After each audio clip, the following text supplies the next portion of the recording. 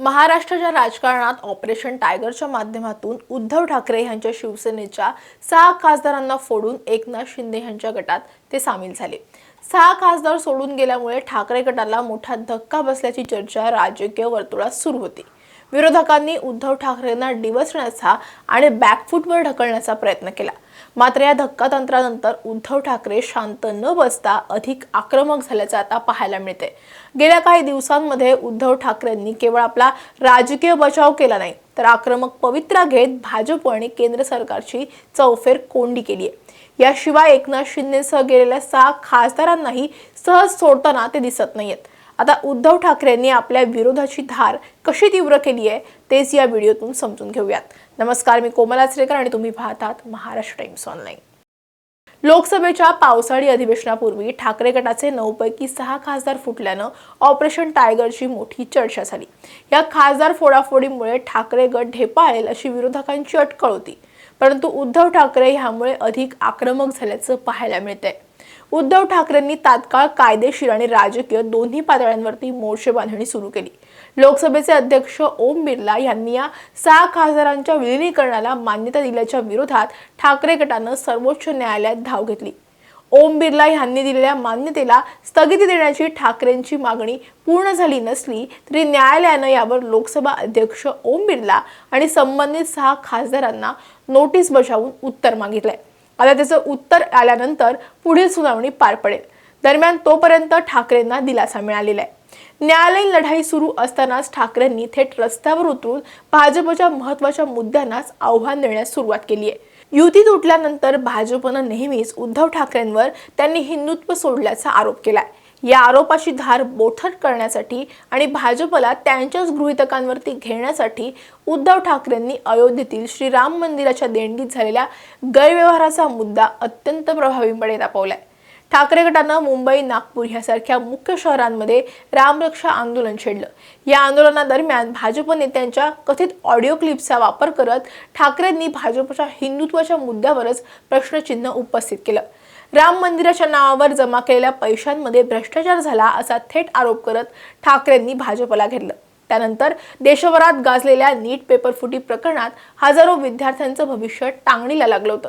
या मुद्द्याला राजकीय पटलावर केंद्रस्थानी आणण्याचं काम उद्धव ठाकरेंनी केलंय। दिल्लीत जंतर मंतर येथे अभिजित दीपके आणि सीजेपी पार्टीज आणि सोनम वांगचुक यांच्या विद्यार्थ्यांच्या हक्कासाठीचं आंदोलन सुरू होतं। या आंदोलनाला पाठिंबा देत ठाकरेंनी हा मुद्दा महाराष्ट्रामध्ये मोठ्या प्रमाणावर उचलून धरला।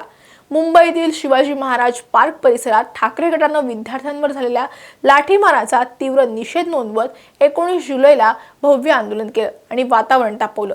महाराष्ट्रात वातावरण तापवल्यानंतर उद्धव ठाकरेंनी थेट दिल्ली गाठली।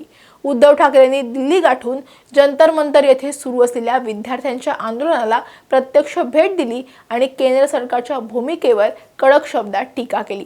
दिल्लीचे माजी मुख्यमंत्री आणि आपचे नेते अरविंद केजरीवाल यांची भेट घेऊन उद्धव ठाकरेंनी केंद्र सरकारच्या कारभाराविरोधात संयुक्त पत्रकार परिषद घेतली। नीट आंदोलन आणि केंद्र सरकारच्या धोरणांवरती काँग्रेस नेते राहुल गांधी यांच्याशी सविस्तर चर्चा केली। त्यासोबतच शरद पवार आणि महाराष्ट्रातील महाविकास आघाडीच्या नेत्यांशी चर्चा करून पुढील आंदोलनाची दिशा सुद्धा स्पष्ट केली आणि उद्धव ठाकरेंनी विरोधकांची मोड बांधताना ते दिसले। उद्धव ठाकरेंच्या या राजकीय खेळीतील सगळ्यात मोठा मास्टर स्ट्रोक म्हणजे मनसे अध्यक्ष राज ठाकरे यांनाही या आंदोलनात त्यांनी सहभागी करून घेतलं। उद्धव ठाकरे एका बाजूला विद्यार्थ्यांचा विषय लावून धरत असताना याआधी आंदोलनात न दिसलेले राज ठाकरे हे देखील आता मोर्चात सहभागी होणार आहेत। उद्धव आणि राज ठाकरे यांनी एकत्रित येत पत्रकार परिषद घेऊन रणनीती स्पष्ट केली। रविवार 26 जुलै रोजी सकाळी 10 वाजता मुंबईत विद्यार्थ्यांच्या मागण्यांसाठी भव्य शक्ती प्रदर्शन मोर्चा आयोजित करण्यात आलाय। शिवाजी महाराज पार्क ते श्री सिद्धिविनायक मंदिरापर्यंत हा मोर्चा असणार आहे आणि या मोर्चामध्ये राज आणि उद्धव हे ठाकरे बंधू सहभागी होणार आहेत। हिंदी सक्तीच्या विरोधात मराठीच्या मुद्द्यावर ठाकरे बंधू एकत्र आले, मात्र महापालिका निवडणुकांमध्ये ठाकरे बंधूंना अपेक्षित यश मिळालं नाही। त्यानंतर ठाकरे बंधू एकत्र आहेत का, शिवसेना ठाकरे गट आणि मनसेची युती आहे की नाही असं विचारणाऱ्या त्यांनी ह्यातून उत्तर दिलंय। एकत्र आलोय ते एकत्र राहण्यासाठी हे पुन्हा एकदा त्यांनी ह्या निमित्तानं अधोरेखित केलं। हा मोर्चा कोणत्याही राजकीय पक्षाचा नसून पूर्णपणे विद्यार्थ्यांच्या हक्कासाठी असेल, त्यामुळे यात पक्षाचे झेंडे वापरले जाणार नाहीत असं राज ठाकरेंनी स्पष्ट केले। आजही आदित्य ठाकरे आणि अमित ठाकरे यांच्या नेतृत्वात तिरंगा मार्चचं मुंबईत आयोजन करण्यात आले, ज्यात तरुणांना एकत्रित करून पुन्हा ठाकरेंनी शिवतीर्थावर ताकद दाखवली आहे आणि रविवारच्या आंदोलनाची रंगीत तालीमच केली आहे। खासदार फोडून उद्धव ठाकरेंना एकाकी पाडण्याचा जो प्रयत्न ऑपरेशन टायगरच्या माध्यमातून झाला होता, तो पूर्णपणे उलटल्याचं दिसतंय। ठाकरेंनी शांत न बसता विरोधाची धार अधिक तीव्र केली आहे। राम मंदिरातील देणगी गैरव्यवहारातून हिंदुत्वाचा मुद्दा त्यांनी पुन्हा एकदा हाती घेतला। नीट पेपरफुटी प्रकरणी शिवाजी पार्कवर एल्गार पुकारला, थेट दिल्ली गाठून जंतर मंतरवरील आंदोलनाला पाठिंबा देणं आणि आता राज ठाकरेंना सोबत घेऊन 26 जुलैला मुंबईत महामोर्चा काढणं, या सगळ्या घडामोडींवरून उद्धव ठाकरेंनी आपल्या विरोधाची धार कशी तीव्र केली आहे हे दिसतंय। जिथे जिथे भाजपला घेण्याची संधी मिळते त्या संधीचा फायदा उद्धव ठाकरे आता घेताना दिसतात। पक्षातले नेते गेले तरी कार्यकर्त्यांच्या जोरावर पुन्हा नवी फळी निर्माण करतात। एकंदरीत ऑपरेशन टायगर नंतर उद्धव ठाकरेंनी रचलेली ही राजकीय व्यूहरचना भाजप आणि महायुतीसाठी मोठी डोकेदुखी ठरते आणि ठाकरे विरोधक म्हणून ठामपणे पुढे येत आहेत।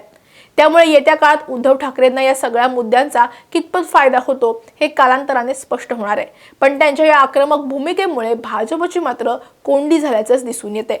ठाकरेंच्या या भूमिकेविषयीचं तुमचं मत आम्हाला कमेंटमध्ये नक्की कळवा।